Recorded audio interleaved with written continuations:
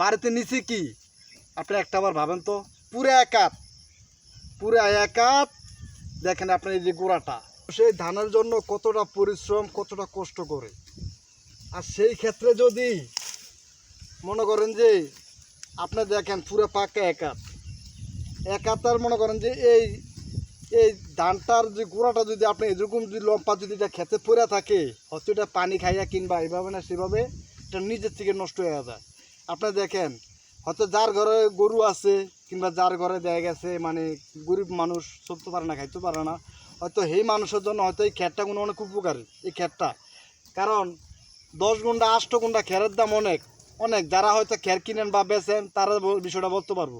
আপনারা দেখেন এই যে নিচে দিয়া এত নিচে 4 আঙ্গুল রাইখা নিচে দিয়া যদি কাটতে পারতো আরও সুন্দর হইতো।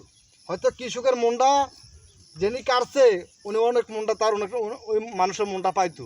ঠিক আছে, আপনারা দেখেন মানে এত উপর যদি কাটে তাহলে আপনার তারা কী নিছে, বাড়িতে নিচে কি আপনি একটাবার ভাবেন তো, পুরো একাত দেখেন আপনার এই যে গোড়াটা পুরো 71 উপরে 71 উপর যদি গোড়াটা যদি নেওয়া থাকে তাহলে একটা ভাবেন তাহলে ওনারা শুধু ধানটা কাটা শুধু বাড়িতে নিছে, তাহলে এই বাকি অংশ যদি খেতটা যদি আপনার বিলে পড়ে থাকে তাহলে তো আমার এখানে আর কামলার দরকার নাই আর আমার কোনো মেশিনেরও দরকার নাই।